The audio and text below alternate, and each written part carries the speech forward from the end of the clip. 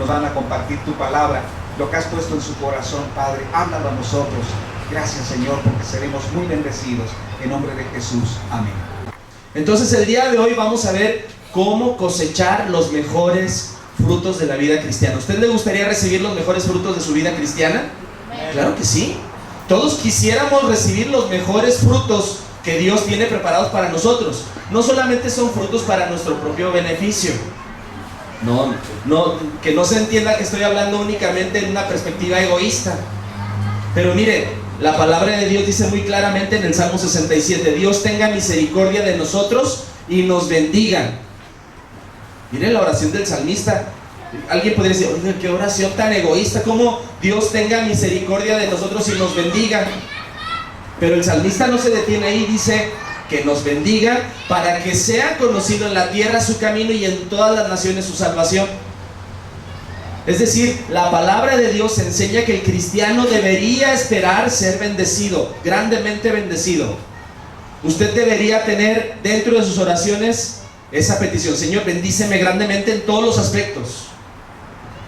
No solamente en el aspecto físico, no solamente en el aspecto espiritual, no solamente en salud para mi familia. Señor, bendíceme también, prospérame económicamente. Porque sabe usted, Dios utiliza toda bendición que viene a su vida para bendición de los que le rodean. Pastor, ¿me debo mover menos? Normal. ¿Está bien? Perfecto. Entonces Dios quiere bendecirle, Dios quiere darle en abundancia si usted tiene un corazón dispuesto para bendecir a los que le rodean. Eso debe entenderlo. Cuando pedimos a Dios que Él nos bendiga, que nos dé los mejores frutos de la vida cristiana, lo mejor que Él tiene preparado para nosotros, es porque estamos poniendo en nuestra mente y en nuestro corazón ser de bendición. Mire, yo tengo algunos sueños. Uno de mis sueños, por ejemplo, es que algún día yo quiero poner un asilo de ancianos. Ese es uno de mis sueños, algún día bendecir a los ancianos. Ahora, para poner un asilo de ancianos no basta tener mucha fe, ¿verdad?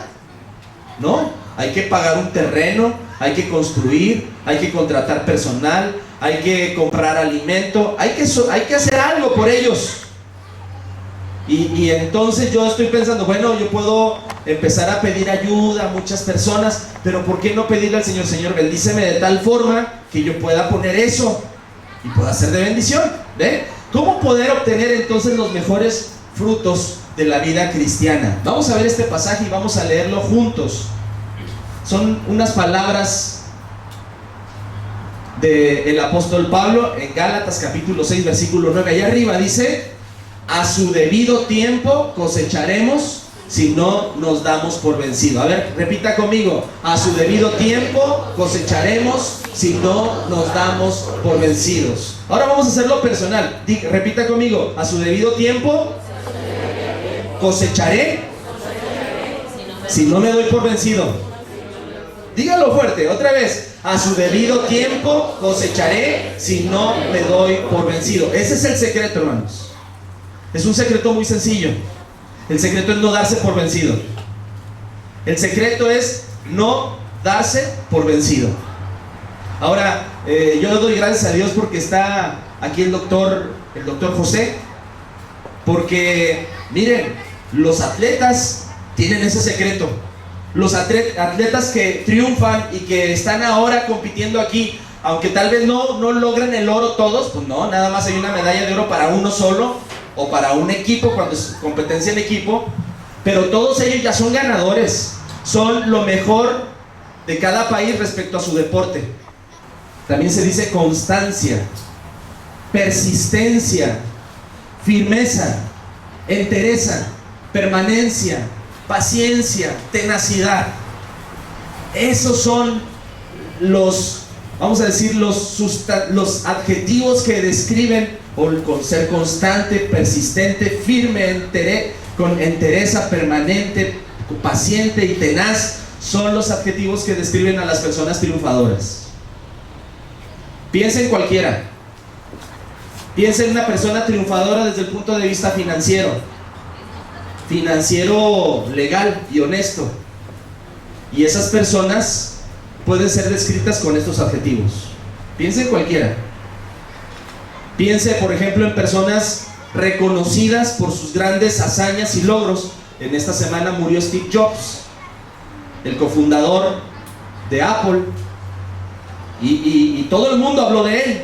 Se rompieron récords de tweets en el Twitter, tweets por segundo, por minuto, se rompieron récords. Todos estaban hablando de la muerte de Steve Jobs. Murió de cáncer.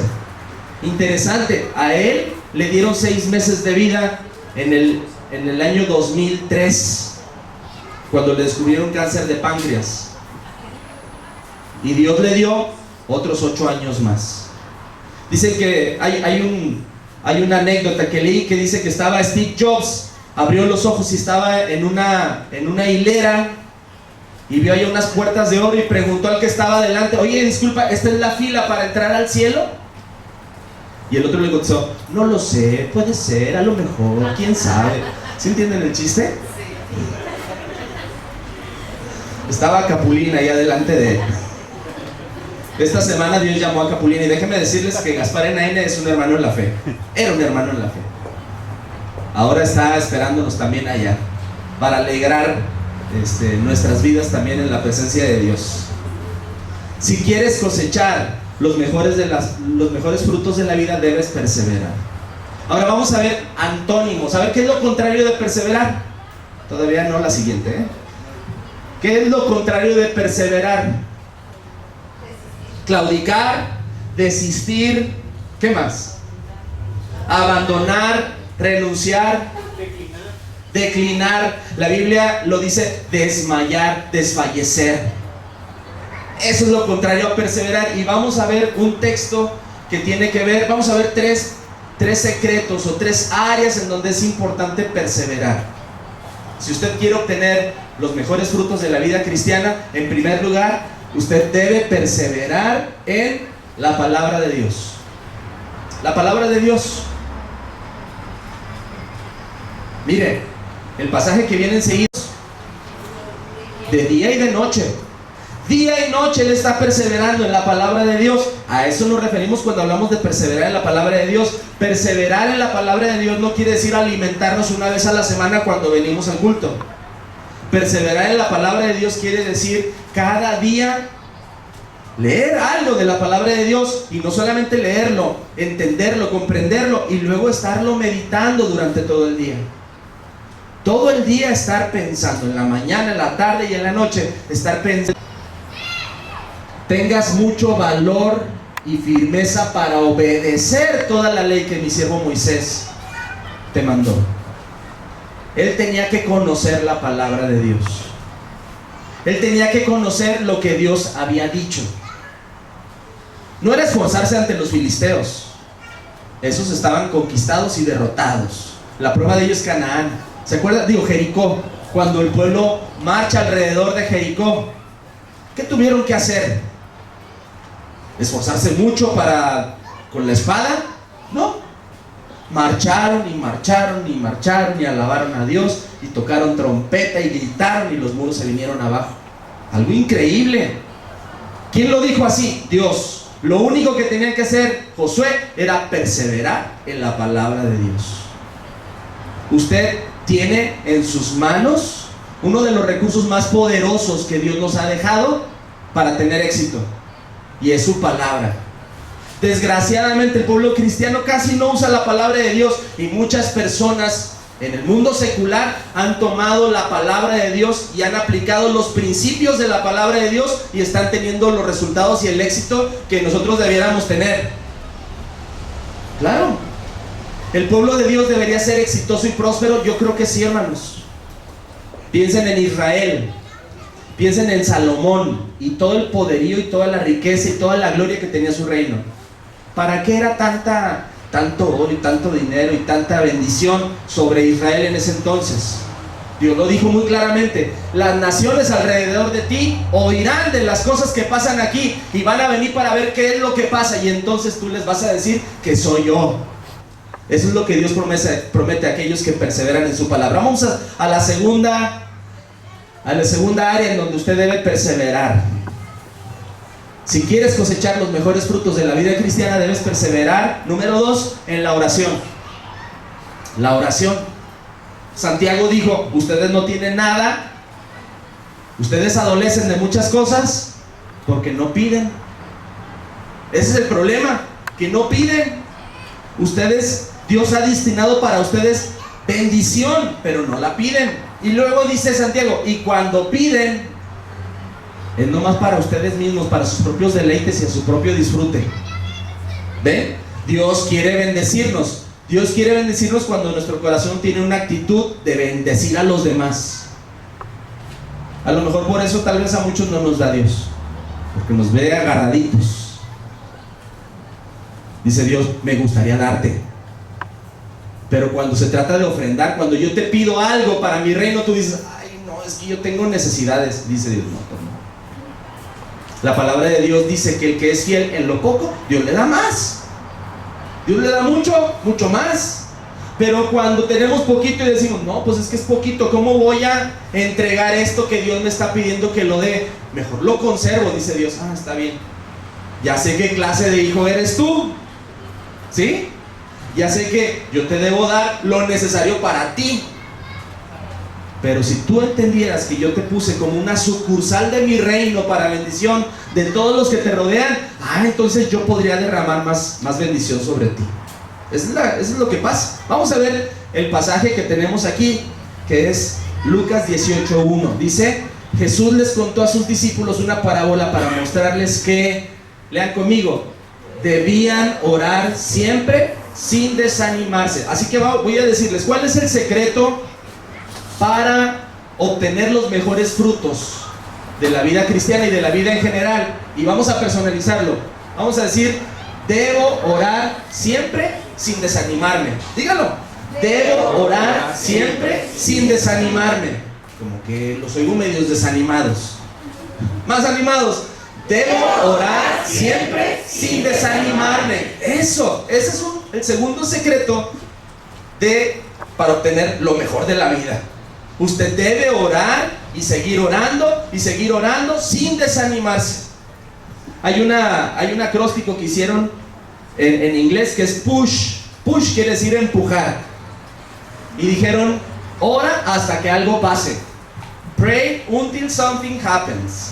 ¿Sí? Ora hasta que algo pase. Así debemos ser. Debemos persistir en orar y orar y orar y orar y seguir orando sin desanimarnos hasta que ver que las circunstancias empiezan a cambiar. Debemos aprender el poder de la oración. Miren, el mundo secular está hablando del poder del decreto. ¿Han escuchado de eso? El poder del decreto es una falsificación del poder de la oración. Ellos hablan con el universo para que conspire a favor de ellos. Yo les digo, ese universo en realidad es Dios, y Dios está esperando que usted y yo hablemos con Él y le pidamos bendición, porque Dios quiere bendecirnos. Nuestro Señor Jesucristo enseñó la importancia de orar y de jamás desanimarse. Él dio el ejemplo de una viuda que tenía un problema y venía a hablar con un juez. Eso es lo que cuenta la historia. Ese juez era un hombre injusto que no tenía temor de Dios. Se parece mucho a algunos jueces, ¿verdad? Un juez injusto que no tenía temor de Dios. Y esta viuda venía a importunarlo y a pedir que por favor atendiera su problema, puesto que había recibido una injusticia. Este juez no hacía caso. Y la mujer venía cada rato. Venía en la mañana, venía en la tarde, venía en la noche. Tal vez le mandaba mensajes de texto a su celular. Bueno, no había el celular, pero seguramente le mandaba decir, le importunaba cada rato. Ya era muy noche y oía que la puerta tocaban y ¿quién está molestando? Preguntaba seguramente a sus sirvientes, y sus sirvientes decían, la misma señora de la mañana. Ay, dice la Biblia que este juez, como se molestaba tanto con la presencia, con el importunio de esta anciana, esta viuda, que era persistente y persistente y persistente y no se desanimaba, dice, está bien, voy a hacer algo por ella para que ya me deje en paz. Y dice nuestro Señor Jesús, si eso hacen los jueces que son injustos y que no tienen temor de Dios, ¿qué no hará nuestro Padre Celestial, que nos ama y que tiene todo el poder para bendecirnos? Y por eso dice, ¿creen ustedes que Dios no defenderá a las personas que Él eligió y que de día y noche le piden ayuda? ¿Cuál es la respuesta? A ver, hermanos, yo les voy a hacer la pregunta. ¿Ustedes creen que Dios no defenderá a las personas que Él eligió y que de día y noche le piden ayuda? Sí, Dios va a responder. Claro que sí les va a ayudar. ¿Creen que tardará Él en responderles? No, Él va a responder pronto, puesto que es un Dios amoroso. ¿Dice nuestro Señor eso? Claro que no, sino que le responderá de inmediato. El problema no está en que Dios no quiera responder. Nuestro Señor Jesucristo dice cuál es el problema en nuestro corazón. Pero cuando yo, el Hijo del Hombre, regrese a este mundo, ¿acaso encontraré gente que confíe en Dios? Yo digo, sí, yo quiero confiar en ti, Señor. Yo quiero confiar en Dios. Y yo quiero ser un hombre que día y noche le pide a Dios que haga algo con su situación, con su necesidad. Ahora, cuando estoy hablando de orar sin cesar, cuando estoy hablando de orar persistentemente de día y de noche, no estoy hablando que usted se la pase todo el rato así, sino que todo el rato usted esté consciente que Dios es su Padre y que si tiene una necesidad se la tiene que decir a Él. Oraciones no largas, oraciones más bien cortas y permanentes. Actúa, Señor. Haz algo en esta situación, Señor. Bendice mi trabajo, Señor. Bendice a mis clientes, Señor. Bendice a mis pacientes, Dios. Bendice a mi equipo de deportistas, Dios. Que yo sea una bendición para ellos. Señor, atiende esta necesidad. Yo me siento mal, pero yo sé que tú tienes control de mi salud, así que aquí está mi cuerpo para que tú lo sanes en este momento. Señor, yo sé que pensando en nuestra hermana, yo sé que mi hermana está allá y está sufriendo. Padre, en el nombre de Jesús, haz algo por ella. Y persistir y seguir adelante sin desanimarse. Si usted quiere recibir los mejores frutos de la vida cristiana, no solamente debe perseverar en la palabra de Dios, sino en segundo lugar, usted debe aprender a perseverar en la oración. Y dice allá, ¿cómo? Perseverar en la oración, ¿cómo? Sin desanimarse. No se desanime. Si ora y no pasa nada, si ora y las circunstancias en lugar de mejorar empeoran, que luego pasa así, no los voy a mentir, luego pasa así. Dice nuestro Señor, el secreto está en perseverar, persistir, en orar y no desanimarte. ¿Saben qué quiere decir la palabra desánimo? ¿De dónde viene la palabra desánimo? Bueno, miren, des y ánimo. Ánimo viene de la palabra alma. Sentimos que morimos, sentimos que desfallecemos, que ya no podemos más. Y esa es una de las estrategias favoritas del enemigo, sea el diablo, sea el mundo, o sea su peor enemigo. ¿Sabe quién es su peor enemigo? No es ni el diablo ni el mundo. Su peor enemigo lo ve cada día y a lo mejor ni se ha dado cuenta. Cuando se levanta y se asoma ahí al baño, uy, ahí está. O tal vez ahí mismo en su cuarto, el espejo, ahí está usted mismo. Usted es su peor enemigo. Su propia carne es su peor enemigo. En ocasiones nos desanimamos no es por el diablo ni por el mundo, sino por nosotros mismos. Finalmente, hermanos, quiero darles la tercera recomendación. ¿En dónde más usted debe perseverar en oración? Vamos con el número 3. Usted debe perseverar en la obediencia y la confianza en cualquier circunstancia. La obediencia y la confianza en cualquier circunstancia. Y aquí el pasaje es Gálatas capítulo 6, versículo 9. Pero quiero, aquí está el pasaje, ahorita lo vamos a leer, pero quiero que, si ustedes traen Biblia, abran su Biblia por favor en Gálatas capítulo 6. Si no trae Biblia, no se preocupe, yo traigo y aquí lo voy a leer. Gálatas capítulo 6, y voy a leer el versículo 7. Gálatas 6, 7. ¿Quieres ponerlo en el Easy Worship? Gálatas 6, 7. No se engañen. Es decir, ¿quién se engaña? ¿Uno a otro? ¿No se engañen unos a otros, dice el pasaje? No, cuando dice no se engañen es no te engañes a ti mismo. Otra vez, ahí está referido lo mismo que les acabo de decir. ¿Quién es su peor enemigo? Uno mismo. Uno mismo se engaña. Uno mismo construye su propia trampa, su propia celda en donde se esclaviza. Uno mismo. Y desde que la gente empezó a echarle la culpa al diablo, pues dejó de perder responsabilidad. El apóstol Pablo sí dice: no te engañes a ti mismo, es porque realmente tú te puedes engañar. Es muy fácil que te estés engañando. No te engañes a ti mismo. Luego dice: pues todo lo que el hombre sembrare, eso también segará. ¿Cómo es que han hecho las personas para ser tan exitosas? Bueno, han sembrado bendición. Han sembrado en donde deben sembrar. Las personas, por ejemplo, el campesino que es próspero, ¿qué ha hecho? Ha sembrado cuando debe sembrar. No ha estado de perezoso. Cuando llega el tiempo de sembrar, siembra. Aunque el clima tal vez no parezca que es muy favorable, aunque le han dicho que este próximo año va a haber mucha sequía otra vez, él de todos modos siembra. Y confía en Dios que Él va a traer la lluvia. Todo lo que el hombre sembrare, eso también cosechará. ¿Han escuchado de la ley de la siembra y la cosecha? La ley de la siembra y la cosecha es que si usted quiere recibir bendición, usted tiene que sembrar bendición. ¿Sí?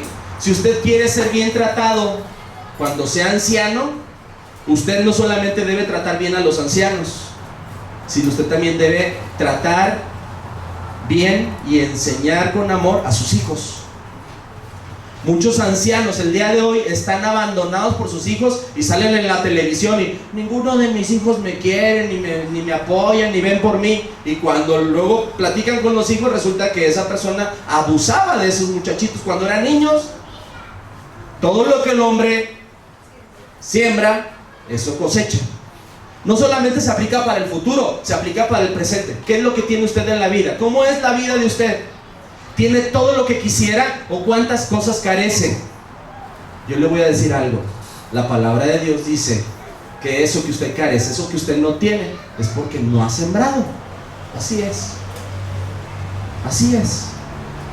Todo lo que el hombre sembrare, eso también segará. Vamos a seguir, versículo 8. Y luego dice el apóstol Pablo: ahora, el que siembra para la carne, de la carne segará corrupción. Aquí es interesante porque usted puede sembrar para la carne. ¿Sí? Usted puede sembrar para la carne. ¿Cómo se siembra para la carne? ¿Cómo se siembra para la carne? Miren, le voy a decir una de las formas. Usted va a cenar y pide 5 taquitos. ¿Sí? Están bien ricos, pero ya se siente satisfecho. Dice: otros 5. ¿Sí? Usted está sembrando para la carne. Su carne le pidió otros 5. Usted se siente satisfecho, pero está sembrando para la carne. Ahora dice: el que siembra para la carne cosechará corrupción. Sí, la obesidad trae un montón de problemas asociados. Sí, muchos problemas asociados. Problemas del corazón, diabetes, ¿qué más? Presión alta. En fin, falta de agilidad. No podemos caminar porque sentimos que nos ahogamos. ¿Cuál es el problema? Hemos estado sembrando para la carne. Sembrar para la carne es: suena el despertador en la mañana para tener un tiempo a solas con Dios y otros 5 minutos. Sembramos para la carne. Ahora dice la Biblia: usted puede sembrar para la carne, pero también puede sembrar para el espíritu, y el espíritu, del espíritu segará vida eterna. ¿Cómo sembramos para el espíritu? Miren, la Biblia dice que los deseos de la carne son contrarios a los del espíritu, y los del espíritu contrarios a los de la carne. Esta semana, gracias a Dios, Dios contestó la oración del hermano Constantino antes de que orara por nosotros. Él ya había respondido. Esta semana Dios nos bendijo. Gracias a Dios. Me dio una buena venta. Ahora, es una buena venta, ¿cómo voy a diezmar tanto? ¿Sí? Señor, no, pues, y si está bien, pues te bendigo menos. Sí, hay una lucha entre la carne. Es que es mucho. Esa es la carne. Pero yo digo: Dios me ha bendecido y Dios espera que yo le dé por lo menos en gratitud, por lo menos el 10%. Aquí está, Dios, tu 10%. Estoy sembrando para el espíritu, no para la carne, para el espíritu. Y si yo siembro para el espíritu, del espíritu cosecharé vida eterna. Las personas más prósperas en este mundo, no solamente los cristianos, sino los no cristianos, han aprendido a sembrar en las cosas que Dios quiere. ¿Sabían ustedes eso? Aunque Carlos Slim, yo no sé si sea cristiano o no, Carlos Slim tiene varias fundaciones de beneficencia ayudando a personas que tienen problemas. Yo creo que es una de las razones por las cuales Dios le bendice, porque utiliza todo el bien que tiene y parte de ese bien lo dirige hacia las personas necesitadas. Las personas más prósperas siempre han sido personas que piensan en los necesitados. Y dice la palabra del Señor que cuando Cristo venga, Él va a decir: bienvenidos al reino de mi Padre, porque estuve desnudo, estuve hambriento, estuve enfermo, estuve en la cárcel y ustedes hicieron algo por mí. Y muchos, dice el Señor, en aquel día le preguntarán: Señor, ¿pero cuándo lo hicimos para ti? Y va a decir el Señor: por cuanto lo hicieron por uno de esos pequeñitos, a mí lo hicieron.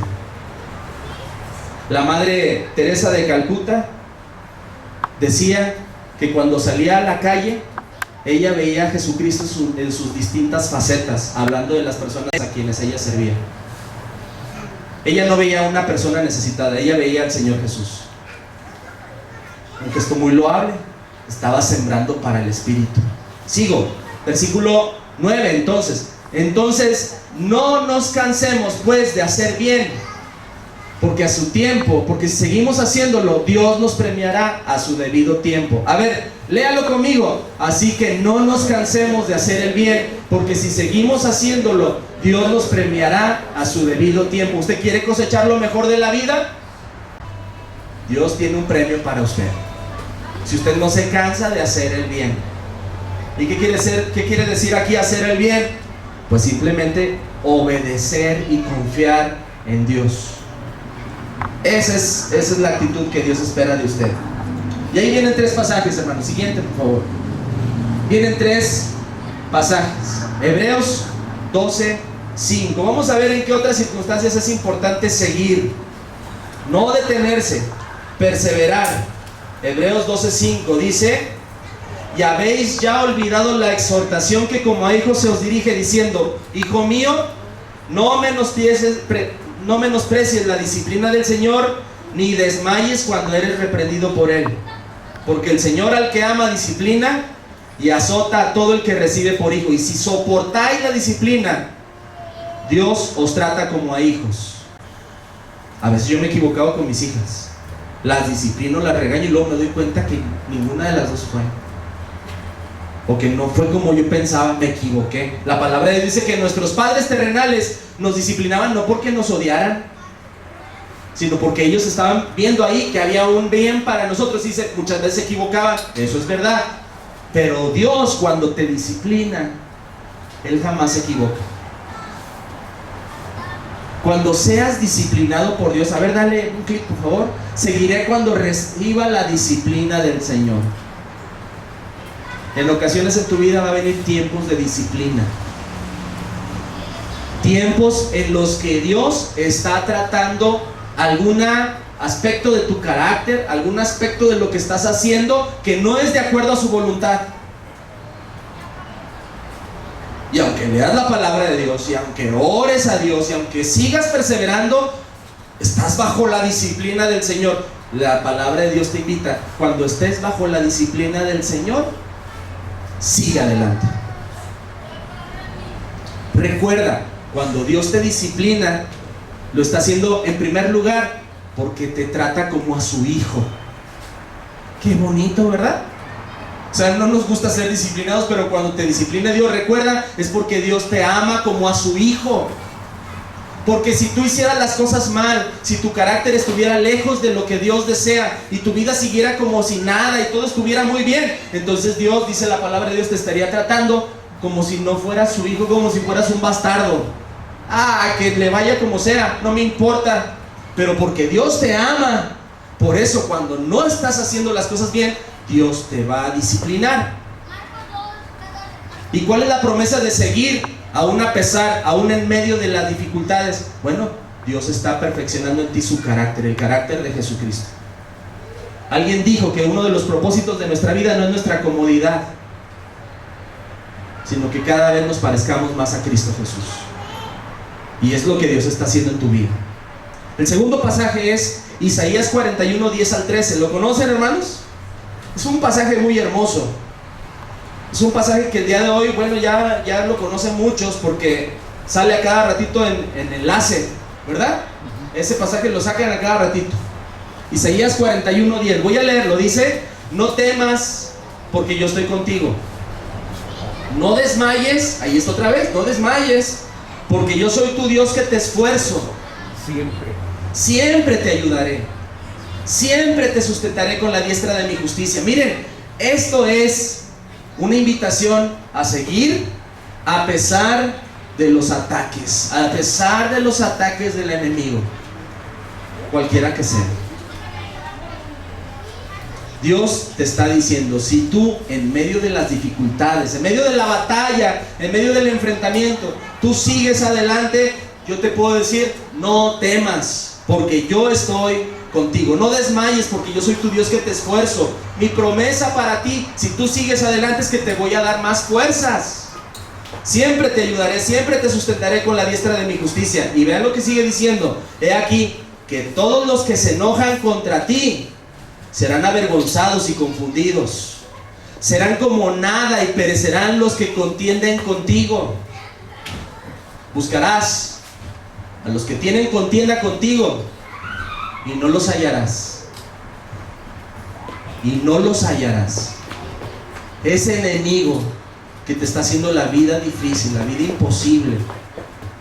Dios dice, si tú perseveras, si tú no temes, si tú no desmayas, te voy a mostrar cómo llega el día en que ese enemigo, ese que te está causando tantos problemas, lo vas a buscar y no lo vas a hallar. Será como nada y como cosa que no es aquellos que te hacen la guerra. Versículo 13. Porque yo, Jehová, soy tu Dios, quien te sostiene de tu mano derecha. Y te dice, muy hermosas palabras: no temas, yo te ayudo.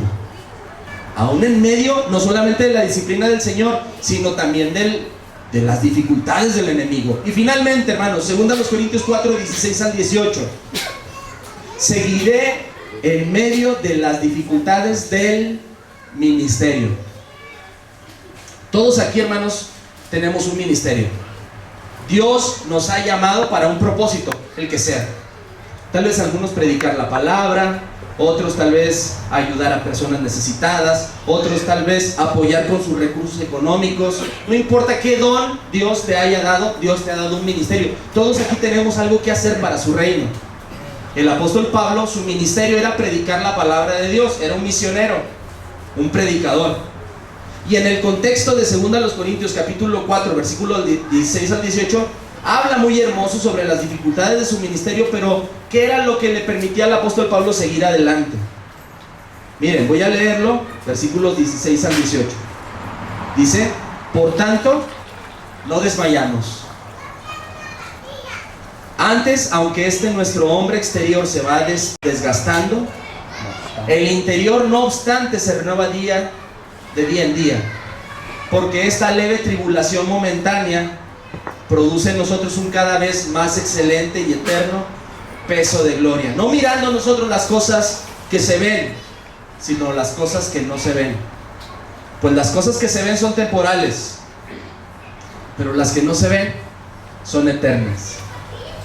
Es una palabra que Dios me dio para el pastor Constantino y para su familia y para todos ustedes que están ministrando y que tal vez en este tiempo están atribulados, pasando por un tiempo difícil, un tiempo de necesidad, un tiempo de dificultades. Ministrar en ocasiones no es sencillo. El apóstol Pablo lo experimentó, pero él dice, aunque tal vez en este momento tengo una leve, ¿cómo dice el apóstol Pablo? Una leve tribulación. Sí, lean el contexto, lean un poquito antes y van a ver que lo habían sacado como muerto de una ciudad porque lo apedrearon, lo rechazaron, en fin, o sea, empieza a hablar de esa leve tribulación. Pero miren cómo es el apóstol Pablo, cuando habla de sus sufrimientos no los maximiza como a veces nosotros hacemos. Nosotros hablamos de nuestro problema y lo hacemos grandotote, no puedo, mi vida es muy miserable.